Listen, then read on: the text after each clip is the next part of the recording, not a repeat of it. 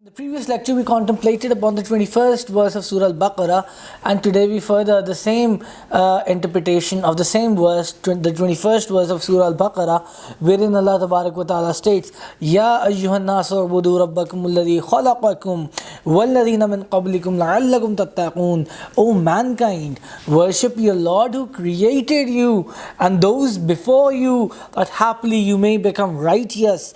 So in the previous lecture, we firstly discussed that in this verse, Ya ayyuhan nasu has been addressed, which is the entire mankind. The entire mankind has been addressed in this blessed verse of the Holy Quran. So at the start of Surah Al Baqarah, Allah Tabarak wa Ta'ala addressed and discussed the moments, the believers, the ones who brought faith, and then subsequently Allah Tabarak wa Ta'ala discussed the disbelievers, the kafirs, and then the hypocrites, the munafiqeen, and then following that, now Allah Tabarak wa Ta'ala refers to the entire mankind and addresses to the entire mankind and commands the entire mankind to worship. And we also discussed in the previous lecture that what is being told in this verse is that even the munafiqeen, the hypocrites, accepted that their Lord was Allah. They unanimously agreed upon this, that their Lord was Allah Tabarak wa Ta'ala. Now what is being said further in this verse is,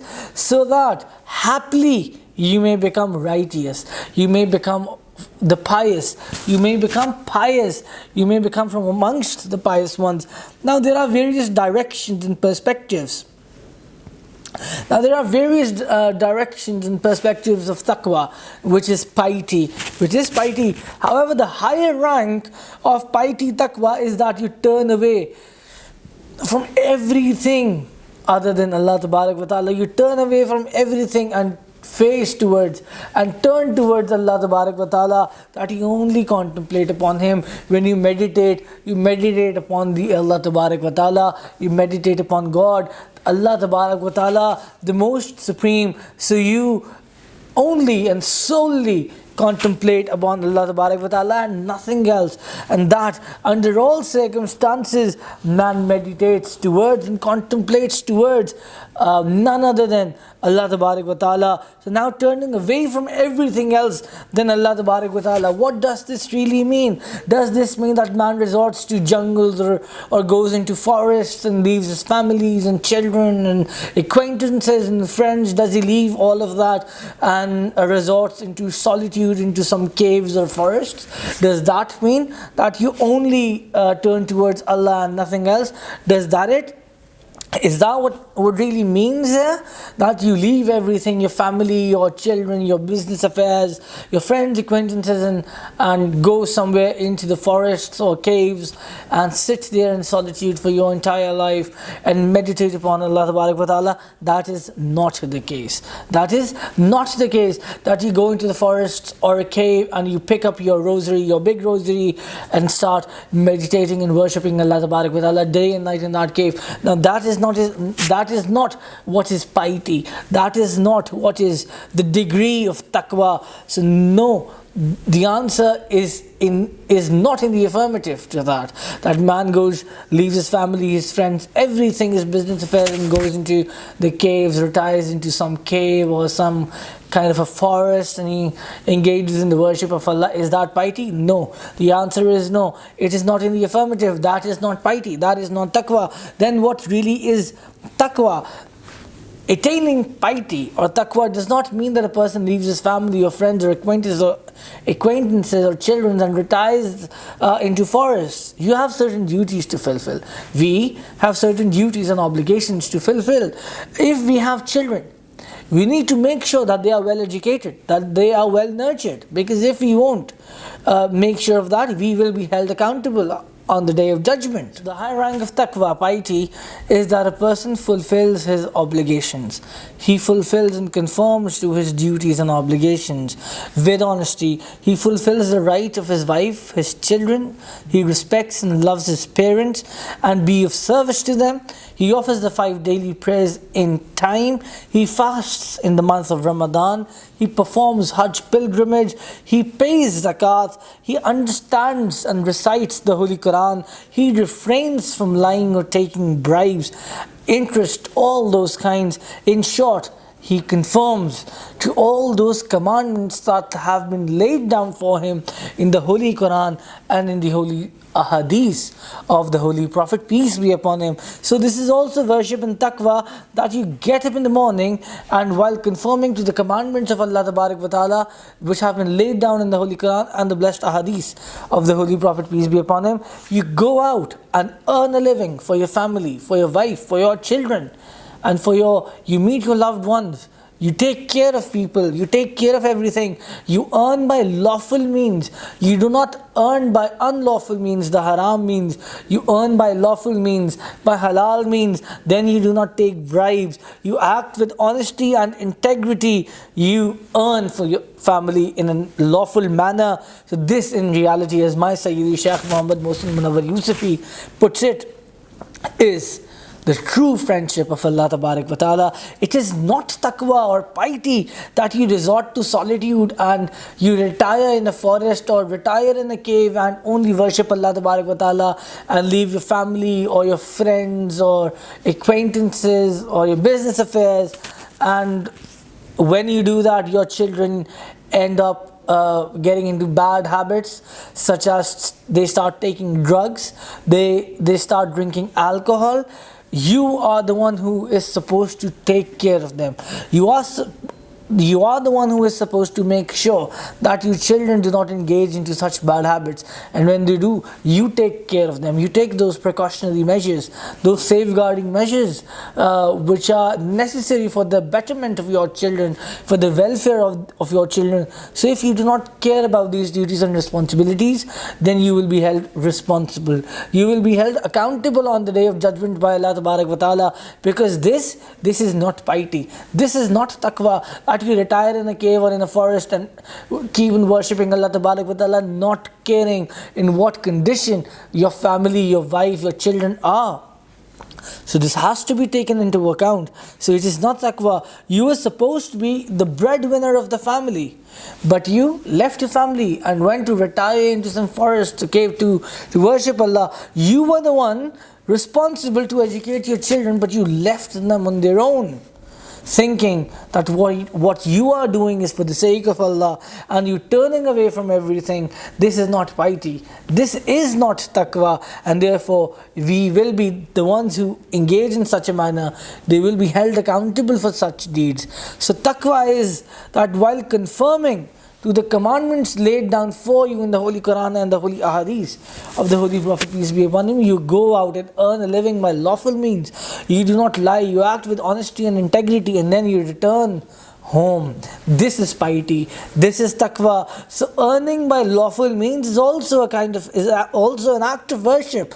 Sitting in your office since morning till the evening and earning by lawful means, and then not lying and acting with honesty and integrity, is piety. It is taqwa. This is what the real taqwa is.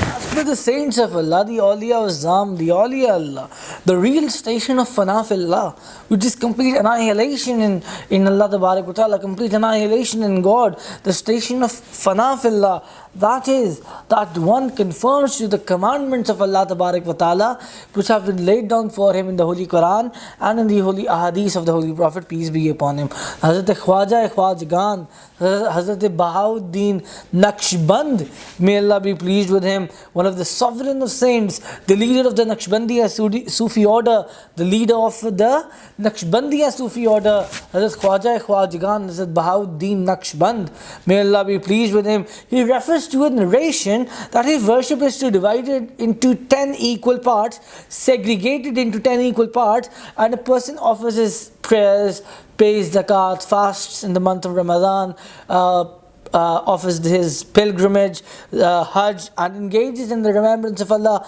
day and night. All these acts of his, including farz, nawafil and wajibat, will make one of those 10 parts. One of those 10 parts. And who is saying this? Hazrat Khwaja Khwajagan, Hazrat Bahauddin Naqshband radiyallahu ta'ala anhu, then a person earns lawfully for his children. He gets up early and leaves home to earn a living for his children by lawful means, by halal means, and he does that with honesty and integrity, and he does not lie. Such a person is the one who conforms to taqwa, the one for whom there is taqwa, who is pious, for whom there is piety. And even then, where a person has done all these acts, he should not be confident. When a person has engaged in the remembrance of Allah Ta'ala day and night, and done all or most of the things that the Quran or the Holy Hadith commands him to do so, even then the person should not feel confident that he has done everything in accordance to the will of Allah. He should be humble. He should be humble, and he should hope that he may become from amongst the pious ones by the grace and blessings of Allah Ta'ala. He should keep himself in between. My Sayyidi Shaykh Ahmad Mohsin Yousafi states that a person should keep himself in between hope and fear. He should keep himself in between hope and fear, and he should hope for forgiveness. So those people who actually worshipped Allah Ta'ala in the truest sense, if one goes over their biographies, he will realize, and he will come to this realization, that you will find the pinnacle of humbleness and humility, a common feature amongst the saints of Allah and amongst such people, amongst the righteous. And when you shall ask these righteous ones if they are the righteous ones, they will say that they are not the righteous ones, but they are the ones who are the most sinful. This is the humble nature of these saints. Sayyidi Shaykh Ahmad Mohsin Mohsini, he states that the filled pots do not make noise. The filled pots do not make noise. It is the empty pots which makes noise. So Imam Muslim narrates that Hazrat Abu Hurairah radiyallahu ta'ala anhu states that the Holy Prophet, peace be upon him, stated, the act of you towards anyone will not be a grant.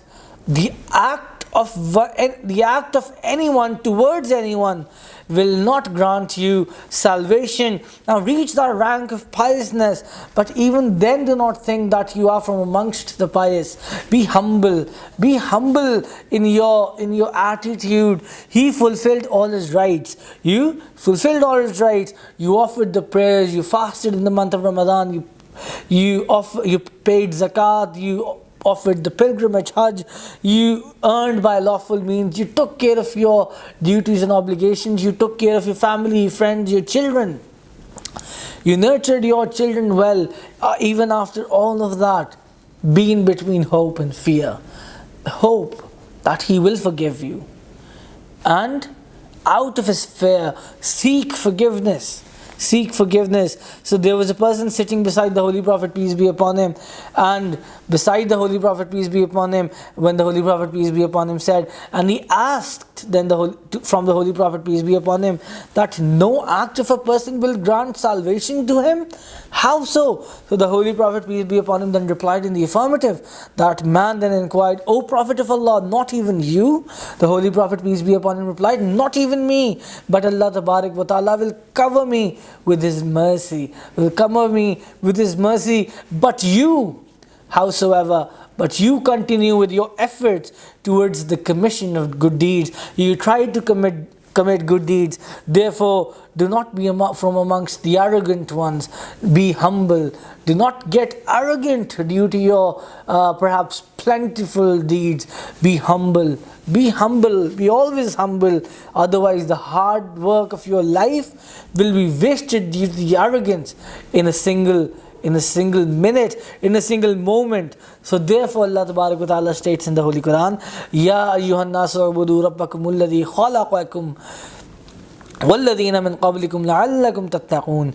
O mankind, worship your Lord who created you and those before you, that happily you may become righteous. To access the same lecture in Urdu, please click on the link available below in the description.